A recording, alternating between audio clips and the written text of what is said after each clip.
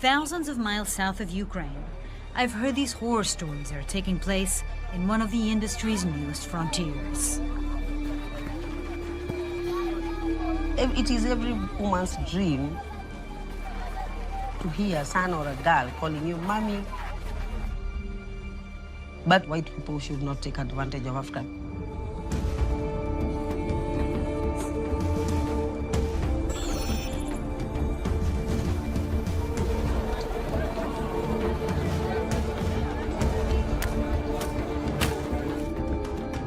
If I'm going to investigate the criminal corners of this marketplace, I need to speak with people who know criminals.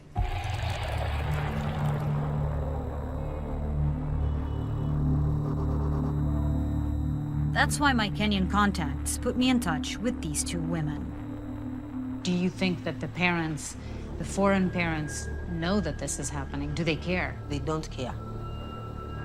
So you're feeling happy because you have children who are saying, hi daddy, hi mom.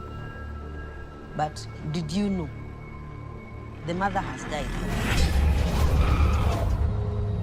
You will think about that and it will haunt you.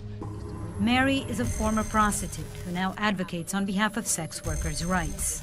Her friend, who we'll call Michelle, does not want to be identified because she recruits Kenyan women into commercial surrogacy.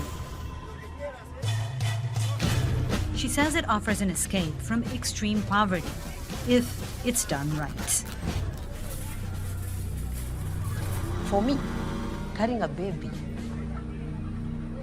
it's bringing a life in the world. So it should be treated with respect.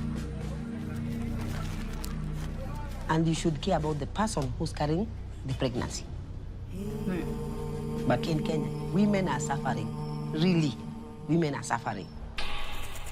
Unregulated surrogacy markets are expanding around the world, especially in countries like Mexico, Colombia, and right here in Kenya. Mary and Michelle tell me it can be a very dirty business when it operates in Nairobi's shadows. Do you hear a lot of these stories of women being exploited, them not being paid what they were told, Yes. violation of their rights? It is high. Really, you hear this a lot? They share horrific stories of surrogates dying during childbirth. Others held captive for months. And all of it for the product growing in their womb.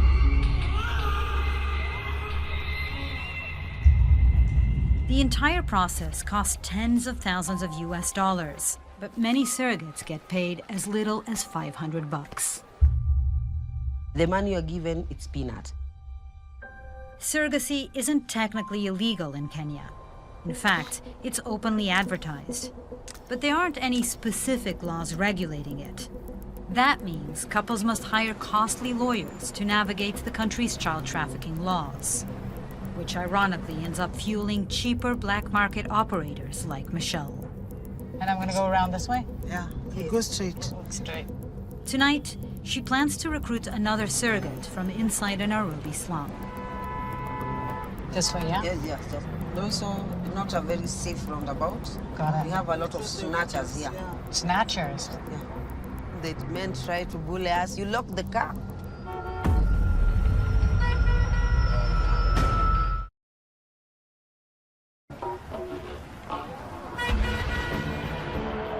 Far away from Nairobi's tourist districts, Michelle offers to show me how she recruits surrogates.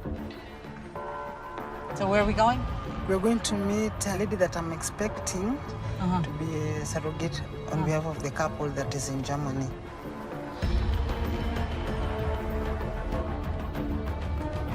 Why do you think she'd be a good person to be a surrogate?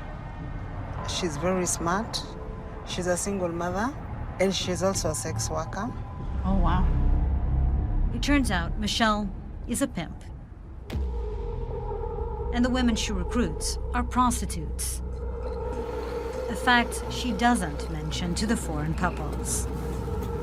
Do you think there's a stigma attached to sex workers that would make parents perhaps not want to have sex workers as their surrogate mothers? Yes, there is stigma because everybody knows what it means by being a sex worker. Michelle claims she's doing this to empower the country's desperate women. Here. Okay, so Michelle, do you go out? Okay, we'll be here waiting. All right.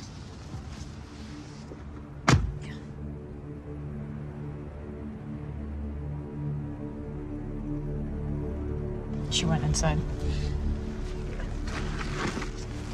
Here, can you see if you can hear her? You can hear? No. Okay, here she is. Can you hear her now? Yeah. She's asking, why are you afraid? And she's saying, you know, sex work and carrying pregnancy is a different thing, and I didn't know what I'll go through. Michelle's saying, I'm giving you business. Don't you want it? You don't want to live a better life? She's saying, if they will pay me better, and as long as my children will have a better life. Oh, so she's into the idea. I'll be in as long as I get money. They have agreed it's okay. You feel good? I'm happy, but we are to go. I'm pimping a man and lady. Oh, so you want to go there now? Yeah, to pimp.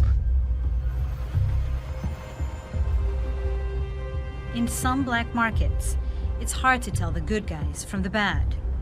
I can't yet decide if I think Michelle is actually helping Kenyan women or just helping herself.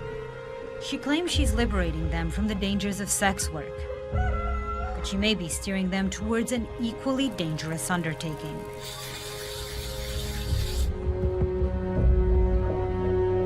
The following morning, Mary takes me to meet a former surrogate called Ashley, who experienced these dangers firsthand. My mom had 5 children. She was a single mom. I saw her, she was struggling to raise us, so I had to join sex work. About a year ago, Ashley was approached by a surrogacy agent, a well-dressed Kenyan woman in a fancy car, who began grooming Ashley. She comes and bring you a nice dress, nice earrings, heels, because that's what I like. Once Ashley agreed to carry a child, the agent took her to a fertility clinic where they implanted the embryo and promised to pay her just over $800 US. Did you want to know any information about the parents? Yeah, but they told me no, that's confidential. I'm getting paid not to know anything, just to give them what they want. Ashley was given a strict set of rules. She couldn't tell anyone what she was doing. She couldn't contact anyone. She could never, ever leave the apartment. You are not allowed to have friends. Did you think it was strange that they didn't let you get out of the house? They told me that it was security purpose. Maybe I'd run away with the pregnancy. Maybe I decided to abort. Ashley's rent was paid for, and every week, someone brought her food. Sometimes they'll send a man, sometimes a woman, and they were always wearing masks. Oh, so you wouldn't be able to see who it was? Even though they told you the rules was you couldn't tell anyone, why didn't you? Because I've heard stories that if you go back from your deal, they can kill you. What happened next almost did kill Ashley. Her body began cramping and bleeding. She was going into labor. Ashley was rushed to the hospital. Did they know you were a surrogate, or did they think you were just a pregnant? I wasn't asked any question. No one was talking to me about anything. And you never saw the baby? You don't remember delivering? It was a boy, but after I gave birth, I never saw anything. They said they are injecting me so that I'll stop bleeding because I was bleeding a lot.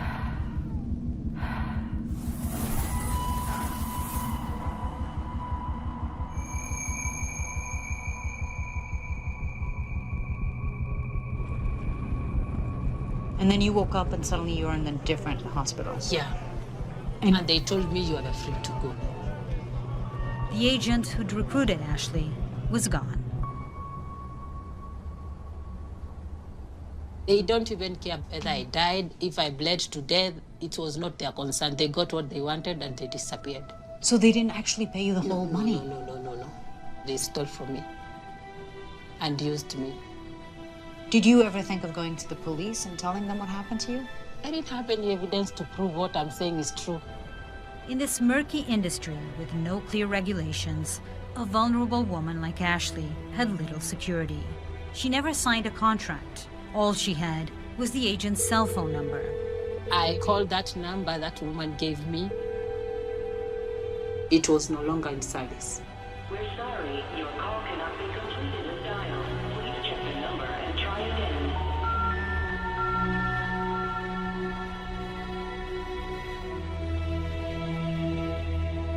These girls, when you get them from the village, they are basically uneducated and they are poor. They are doing this because of desperation. So I try to corrupt their minds. He tells me to call him Peter. He isn't the agent who cheated Ashley, but he plays the same role in the surrogacy supply chain. Why do you use the word corrupt? Because their dream is money. I turned their dreams into another thing. Isn't that corrupting somebody's mind? But do you think that's a good thing or a bad thing? It's not the right thing to do, but I'm in this business to make money.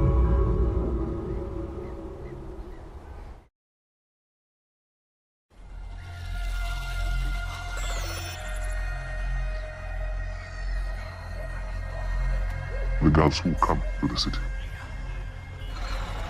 they have just 2 dresses, 1 pair of shoes, and they have nowhere to sleep, even that night. That's why they contact me. Even today in the morning, I had 4 wanting to go. Wow. So you recruit young female workers? Young female workers.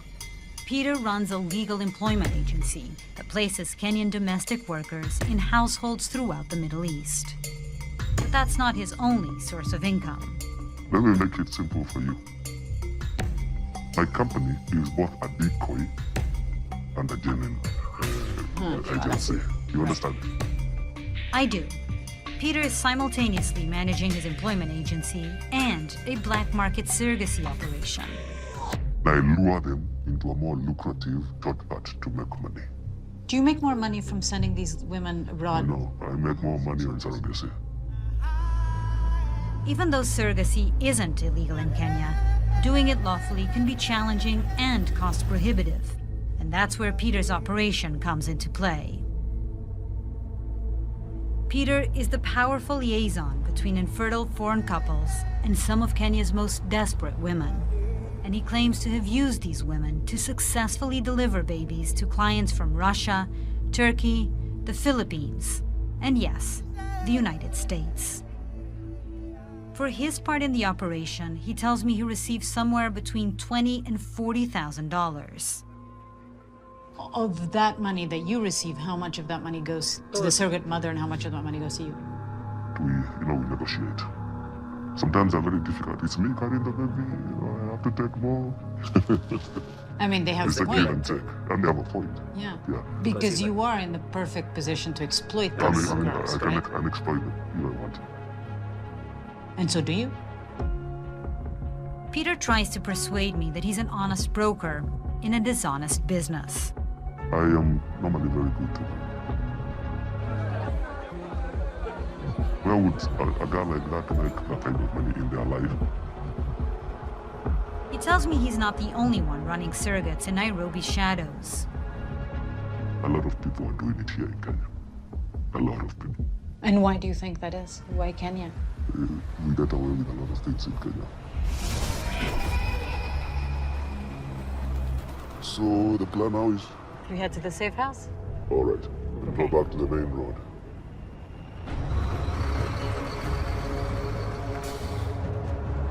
Peter keeps his pregnant surrogates in what he calls a safe house, far outside of town. Are the surrogate mothers in the safe house the whole time? The whole time, and I employ somebody to keep an eye. They have to be, undercover.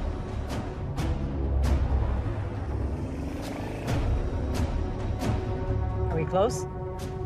Not very far.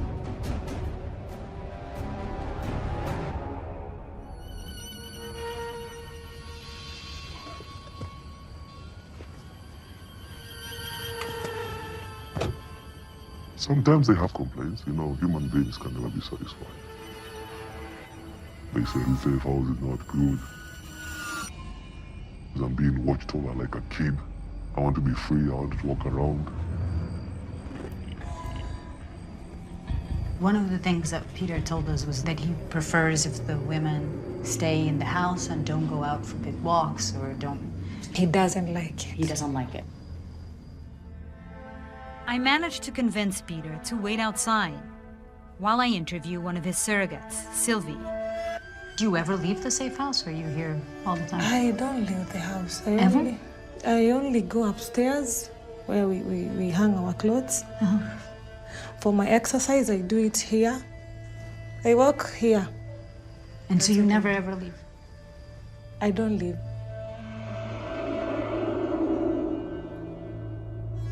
Sylvie tells me she's a single mother who was desperately searching for housekeeping work overseas, until Peter convinced her that surrogacy would be much more lucrative. My kids don't know, my family don't know, my mom doesn't know. Nobody knows apart from me. In fact, Sylvie's family believes she is working in the Middle East. That's why Peter's safe house is located on the outskirts of the city, far away from anyone who might recognize Sylvie. Can I ask you I've how much never money you're calculated. making? That is private. I don't like sharing that part. Can I just ask you if it's more than $5,000? You know, it's less than. So it's less than $5,000. Yeah. That may not sound like much, but it's a significant amount of money in a country where a third of all Kenyans live on less than $2 a day. And Sylvie tells me it will change her children's lives for the better. He didn't force me. He didn't trick me. Maybe that's what he thinks, but That's what he said. That's Yeah. how he said it. I'm doing it from my heart. I'd really love someone to feel how I feel as a parent. I came to this safe house expecting to meet a deliberately misinformed surrogate under Peter's control. But Sylvie knows that she's likely participating in a black market, one with no guarantees and potentially life-threatening risks for her and the baby. Were you concerned about that? Did you ask those questions? I did, but I had already decided I'll do it. When you come from poverty, any offer is an offer. As long as this offer brings money, you know? It seems everyone I've met is taking calculated risks for the money.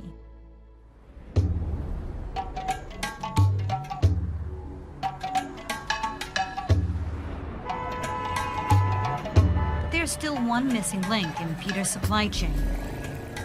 So we've been trying to get a doctor to talk to us because one of the things about the surrogacy industry is that without doctors, it really doesn't work. And we've been hitting brick wall after brick wall. They stand to lose a lot, including their jobs, if they talk about this. But Peter has convinced his doctor to meet us today. I've heard he's super nervous, but I'm hoping that we can convince him to talk.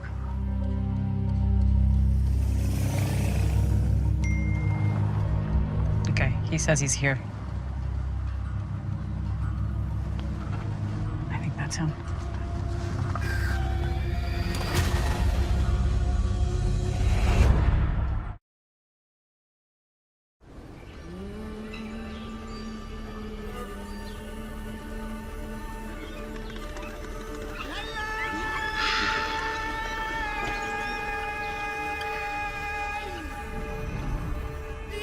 Okay, doctor.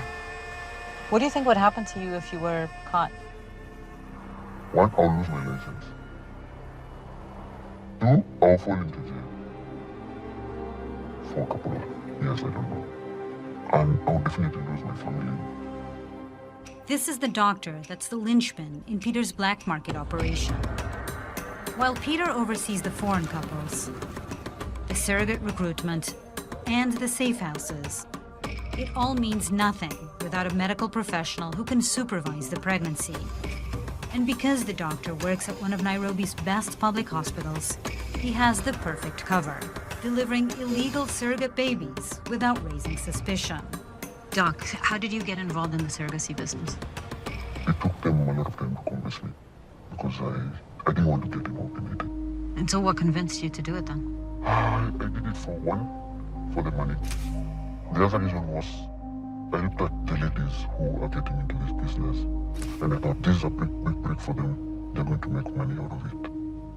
How can I make it safe for them?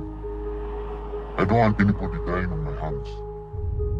Sub-Saharan Africa has the world's highest maternal mortality rates. A Kenyan woman is 15 times more likely to die during childbirth than a woman in the United States. The doctor tells me he personally knows of Kenyans who've died delivering babies for foreign couples.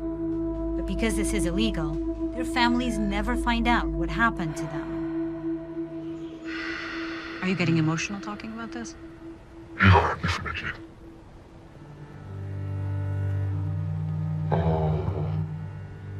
Our daughter. What if that was my daughter? How many other doctors are out here in Kenya doing this? I think there are a dozen of us doing it. A dozen? Yeah. The doctor tells me he's delivered surrogate babies for Australians, Canadians, and Americans. Sometimes 5 babies a month. So many that he's lost count. So why did you agree to talk to us? Well, I agreed to talk to you because once this is out to the world, we begin to get proper solutions, proper legislation to make it legal. If I keep quiet, who's going to talk about it? The doctor gives me a lead on where to head next. He says he only delivers the babies. He doesn't create and implant the embryos. That has to happen inside one of the 6 state-of-the-art IVF clinics. We know there's an existence of this black market, and this black market doesn't exist without an IVF clinic. It just doesn't. I can guarantee to you that none of our surrogacy arrangements is done underhand. All of it is well above board.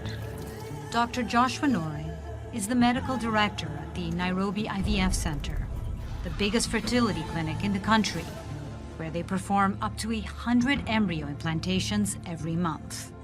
But how can you be sure that the surrogate mothers that you're implanting aren't in fact going to be exploited later on? Yes, when the client falls into the hands of an agency, it's difficult for us to know what is happening.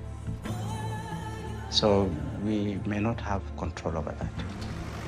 Dr. Nore assures me that his clinic takes great pains to vet their surrogates and weed out criminal operators. But because the IVF process is highly specialized, it's clear that at least one of Kenya's 6 clinics is implanting embryos into the country's black market surrogates. What I still don't understand is how the babies are getting out of the country. In Kenya, custody can only be transferred to the biological parents through the court system, but that can take months, even years, which sends frightened foreigners into the arms of the underworld. If it is completely illegal, then how are the parents being able to take the kids out of the country? So the birth certificate will come out with the names of the couple. So the paperwork was forged? Yes, But the doctor knows the baby didn't come from... yes, we have a doctor there who deals with such. Oh, there. but you pay the doctor? Yes.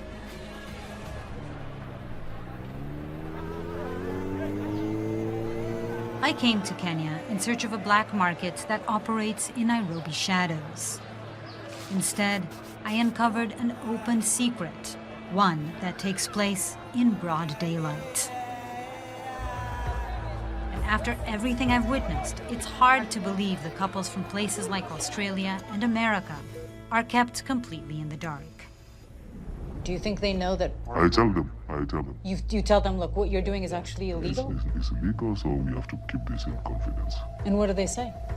You know, for desperation of having a child, they play with my son.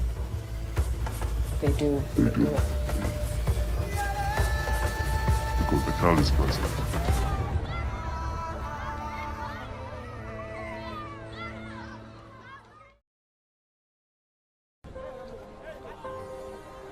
But like so many industries, without strict regulations, profits are valued over people, even if those people are pregnant women and unborn babies. In these places, everyone is at the mercy of the black market. And can I ask you, Agnes, how much money are you making from surrogacy?